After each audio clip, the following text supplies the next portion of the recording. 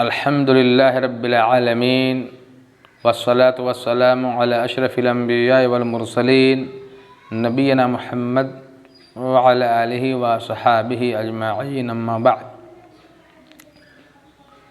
اعوذ باللہ من الشیطان الرجیم بسم اللہ الرحمن الرحیم رب اشرح لی صدری ویسر لی امری واحلل عقدۃ من لسانی یفقہوا قولی رب اشرح لی صدری ویسر لی امری واحلل عقدۃ من لسانی یفقہوا قولی رب زدنی علما رب زدنی علما۔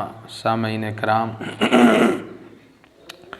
دینی ملی بھائیوں، بزرگوں، دوستوں، کتاب بلوغ المرام من ادلۃ الاحکام جو حافظ ابن حجر العسقلانی کی کتاب ہے، درس کا جو سلسلہ چل رہا ہے، طہارت کے مسائل بیان کیے جا رہے ہیں۔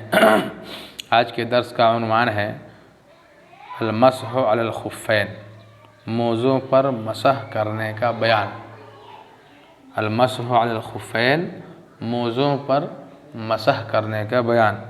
عن المغیرہ بن شعبہ رضی اللہ تعالی عنہ قال كنت مع النبی صلی اللہ علیہ وسلم فتوضأ فأهويت لأنزع خفيه فقال دعهما فإني أدخلتهما طاهرتين فمسح عليهما متفق علیہ۔ حضرت مغیرہ بن شعبہ رضی اللہ تعالی عنہ سے روایت ہے کہ میں نبی کریم صلی اللہ علیہ وسلم کے ساتھ تھا۔ میں کنت مع النبی صلی اللہ علیہ وسلم، میں نبی کریم صلی اللہ علیہ وسلم کے ساتھ تھا۔ فتوضأ، آپ نے وضو کرنا شروع کیا۔ فہویت لانزع خفیہ، تو میں آپ صلی اللہ علیہ وسلم کے موزے اتارنے کے لیے لپکا۔ میں چاہا کہ آپ صلی اللہ علیہ وسلم کے موزوں کو آپ کے پیروں سے اتار دے، نکال دے۔ میں ادھر بڑھا، لپکا۔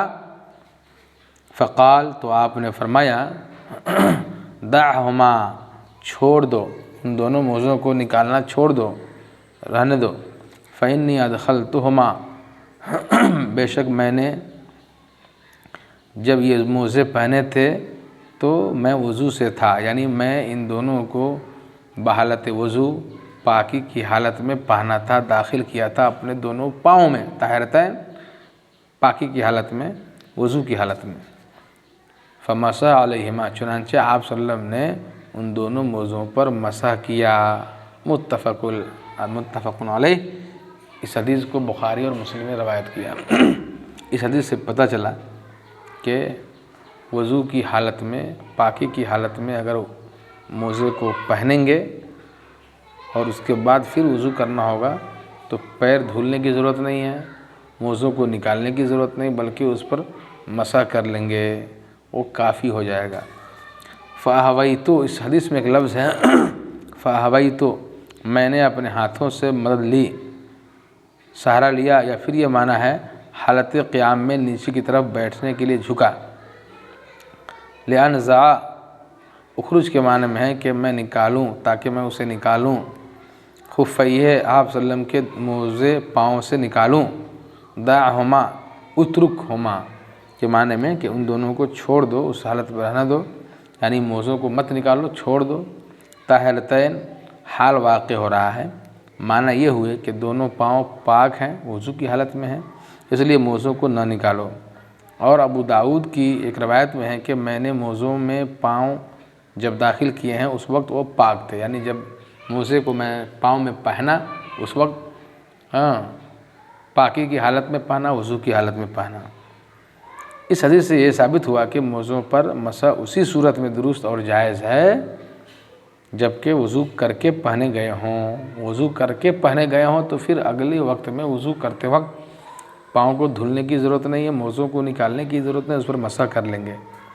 ابو داؤد اور موطأ امام مالک میں یہ صراحت موجود ہے کہ یہ واقعہ غزوہ تبوک کے موقع پر نماز فجر کے وقت پیش آیا تھا۔ یہ واقعہ آپ صلی اللہ علیہ وسلم نے ان دونوں موزوں پر مسح کیا تھا، اور یہ حدیث اور یہ واقعہ مغیرہ بن شعبہ کا یہ کہنا اور لپکنا، یہ سارا ماجرا واقعہ کب کا ہے؟ غزوہ تبوک کے موقع پر نماز فجر کے وقت کا واقعہ ہے۔ تو میرے محترم بزرگ دوستو، اگر ہم موزہ پہنیں گے تو وضو کر کے جب پہنیں گے تو اسلامی شریعت کی طرف سے یہ رخصت ہے، ہماری شریعت کی طرف سے چھوٹ ہے کہ ہم ان دونوں موزوں کو نہ نکالیں بلکہ اس پر مسح کر لیں۔ یہ اللہ کا بندوں کے ساتھ نرمی اور آسانی کا معاملہ ہے، اور اس سے پتہ چلتا ہے کہ اللہ آسانی چاہتا ہے، بندوں کو پریشانی اور حرج میں مبتلا کرنا نہیں چاہتا ہے، کیونکہ موزوں کو بار بار نکالنا اور پہننا اس میں کہیں نہ کہیں پریشانی ہے، مشکل ہے، دشواری ہے۔ اس چیز کو مد نظر رکھتے ہوئے بندوں پر آسانی کے لیے، رخصت کے لیے چھوٹ دیتے ہوئے کہا کہ موضوع پر مسح کر لے۔ اللہ تعالیٰ سے دعا کہ اللہ تبارک تعالیٰ ہمیں اس طرح کے رخصتوں پہ عمل کرنے کی، سنتوں پہ عمل کرنے کی توفیق عطا فرمائے۔ وصلی اللہ علی نبینا محمد وعلی آلہ وصحبہ اجمعین۔